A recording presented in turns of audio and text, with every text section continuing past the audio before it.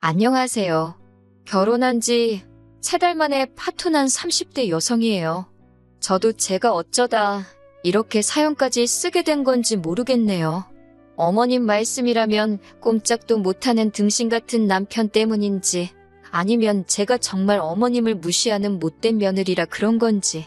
하긴 어느 쪽이면 어떻습니까? 둘 다 이제 더는 볼 일이 없는걸요. 남편과는 친구의 소개로 만났는데 당시 남편은 연애 경험이 전혀 없다고 들었습니다. 저 역시 대학교 학부 시절에 딱 한 번, 그것도 한 달도 안 되는 짧은 연애를 했던 걸 제외하면 제대로 된 연애는 해본 적이 없었지요. 그러다 우연히 하게 된 소개팅이었어요.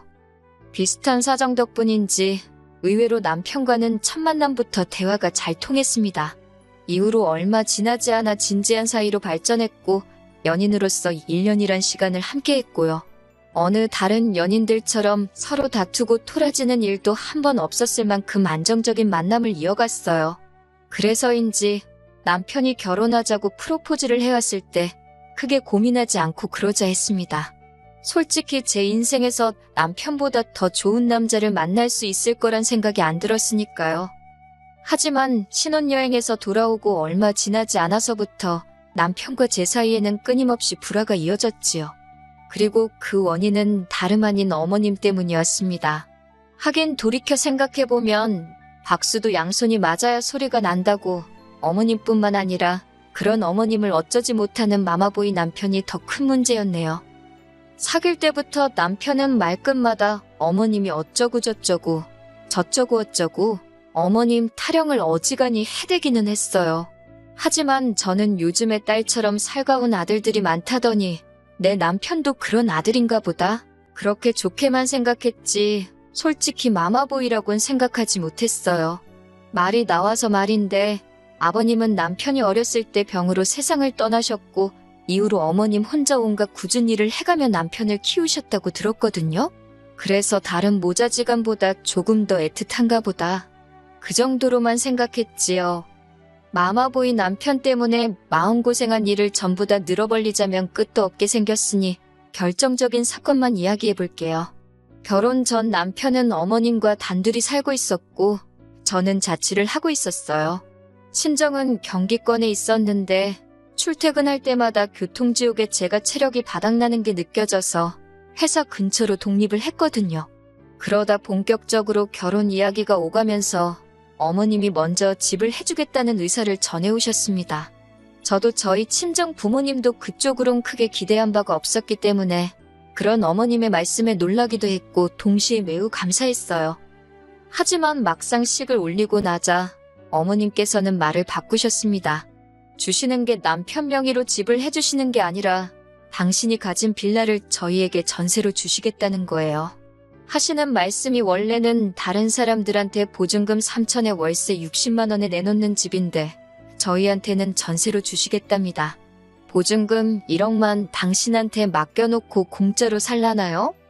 지어진 지 20년은 좋게 되어 보이던 그 빌라는 어디서 그렇게 바람이 들어오는지 우풍도 너무 심했고 욕실은 원래 색을 알 수 없을 만큼 곰팡이로 뒤덮여 있었어요. 이런 집을 저희더러 1억을 내놓고 살라니 아무리 어머님이라도 이건 뭐 도둑놈 신보가 따로 없다 싶더라고요.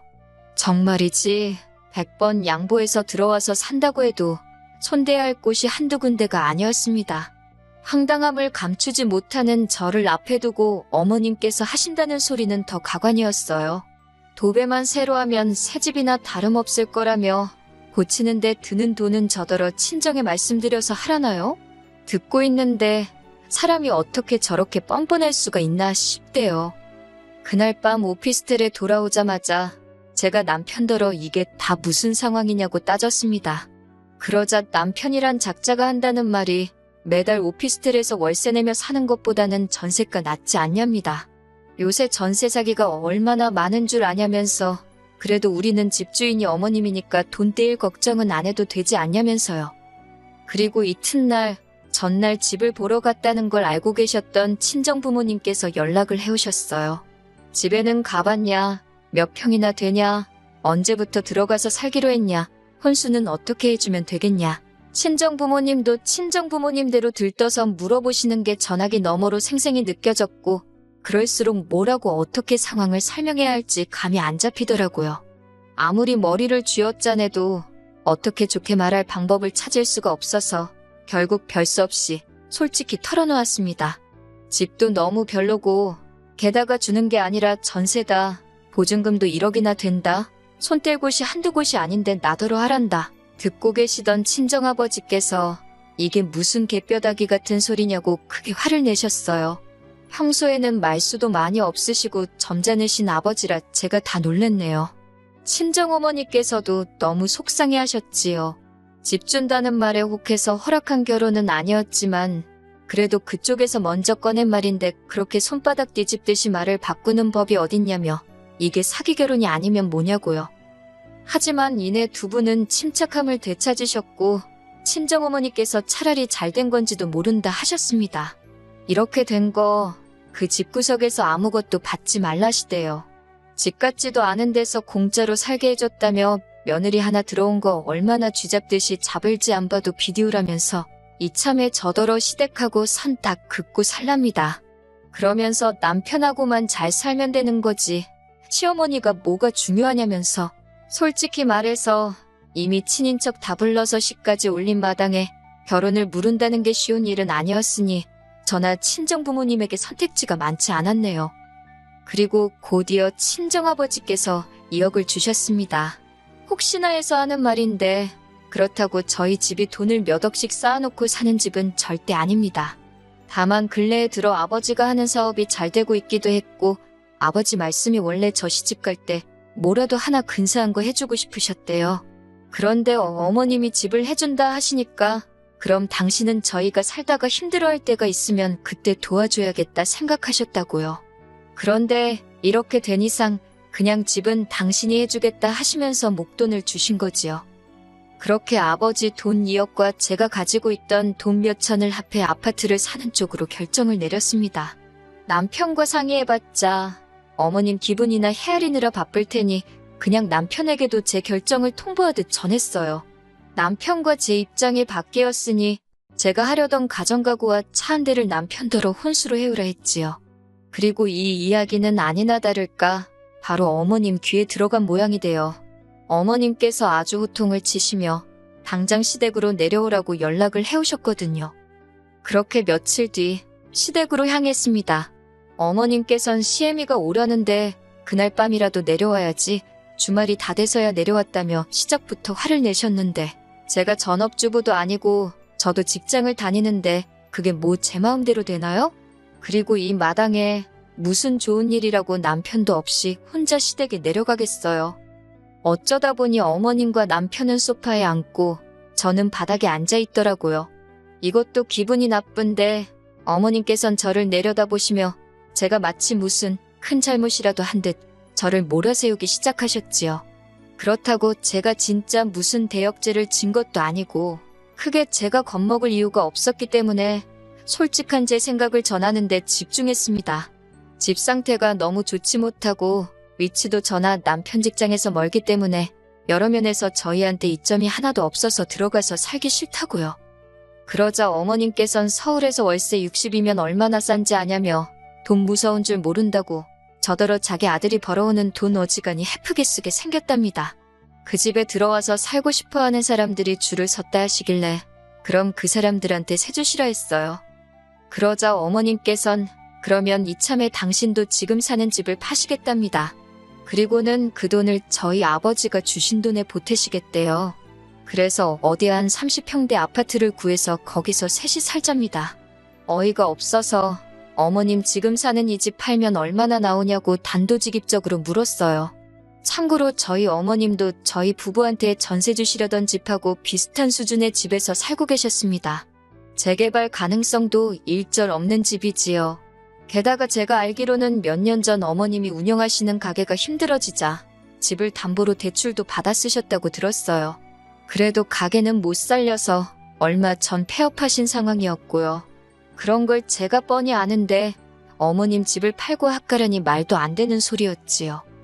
그런데 남편이 옆에서 박수를 쳐대며 정말 좋은 생각이랍니다. 이참에 자기 어머니도 좋은 집에서 한번 모셔보고 싶다면서 장인어른한테 너무 감사하대요. 그러면서 어머님더러 어쩜 그렇게 머리가 잘 돌아가냐고 자기 엄마지만 정말 대박이라나 어쩐다나. 저는 어머님께 합가는 절대 안 한다고 했어요. 그리고 저도 식탁 의자 끌어다 앉았습니다. 아까부터 어머님이랑 남편이 소파에서 저를 내려보는 것도 짜증나고 눈에 들어오는 모든 게 꼴보기도 싫더라고요. 남편이 저더러 한다는 말이 2억 가지고 집을 사면 얼마나 좋은 집을 사겠냐입니다. 하지만 어머님까지 보태주시면 그래도 괜찮은 아파트 하나는 사지 않겠냐고. 남편 말대로 2억 가지고 아파트 사기 어렵지요. 그렇다고 어머님이 무슨 한 5억 10억씩 보태주실 것도 아니고 100번 양보해서 1억 주신다고 쳐도 그렇다고 1억이 작다는 건 절대 아닙니다만 1억 받고 합가라니 막말로 계산이 안 맞잖아요. 남편에게도 똑같이 말해줬습니다. 남편이 아주 벙찐 표정으로 저를 쳐다보길래 뭘 쳐다보냐고 쏘아붙이면서 말이에요. 그러자 어머님도 자기 뜻대로 안 되니 약이 올랐는지 저더러 당신이 어떻게 키운 아들인 줄 알고 그렇게 함부로 하냐며 악을 쓰대요. 순하게 생긴 게 마음에 들어 당신 딸이다 생각하고 잘해주려고 했다나 어쩐다나. 그런데 이제 보니 아주 그냥 못돼 처먹었다면서 당신이 사람을 한참 잘못 봤다고 말도 안 되는 억지를 쓰시더라고요. 그러더니 하는 말이 결혼할 때 혼수고 뭐고 하나도 안 해오지 않았냐면서 혼수 필요 없으니 돈이나 내놓고 나가랍니다. 아니 뭐 받은 게 있어야 혼수를 해올 거 아니냐고 저도 지지 않고 받아쳤어요. 그 잘난 집도 주는 것도 아니고 전세로 살게 해준다는 거였으면서 어쩜 그렇게 음흉하시냐고. 저야말로 사기 결혼 당했다고 고소라도 하고 싶은 심정이니까 억지도 적당히 하시라 했네요. 나이 먹은 게 벼슬도 아니고 막말로 혼인신고도 안 한 마당에 남남길인데 제가 어머님 앞에서 언제까지 절절 맬 줄 아냐고. 저도 할 말 못할 말 가릴 거 없이 마구잡이로 퍼부었어요. 그러자 남편이 자기 어머니 쓰러뜨리려고 작정했냐며 저더러 어떻게 감히 시어머니 되시는 분한테 말을 그렇게 막 하냐고 악을 쓰더라니까요. 어머님은 어머님대로 알고 소리만 연신하시며 마른 걸레 쥐어짜내든 눈물 쥐어짜내시는데 진짜 쇼도 그런 생쇼가 없었지요. 남편더러 그만하라고 오피스텔에서 짐 꺼내놓을 테니까 짐 찾아가라 했습니다. 너랑 살면서 더한 꼴 보느니 당분간 좀 쪽팔려도 여기서 갈라서는 게 낫겠다고요. 그런데 한 달쯤 지났을까요? 번호까지 바꾸고 친정에 들어가 살고 있었는데 남편이 어떻게 제 번호를 알아내서 연락을 해왔더군요. 자기 좀 살려달라면서 한다는 말이 어머님이 사시는 집이 경매로 넘어가게 생겼답니다. 대출을 안 갚아서요. 그러면서 저더러 돈 좀 빌려달래요. 이거 완전 또라이 아닌가요? 제가 당신이랑 나랑 무슨 사이라고 돈을 빌려달래냐고 2번 다시 연락하지 말라고 했습니다. 그제서야 늦게나마 퍼즐이 맞춰지더군요. 처음부터 집을 미끼로 제 돈을 노린 거였어요. 설마 시까지 올렸는데 제가 그 집에서 안 살고 배기겠나 그렇게 생각하셨던 모양이에요. 3개월 만에 친정으로 돌아왔으니 솔직히 주변에서들 얼마나 수군거릴지 친정 부모님께도 죄송하고 여러 가지로 속상하고 우울합니다. 그래도 더 늦지 않아서 다행이다 싶기도 해요. 또 좋은 날이 오겠지요.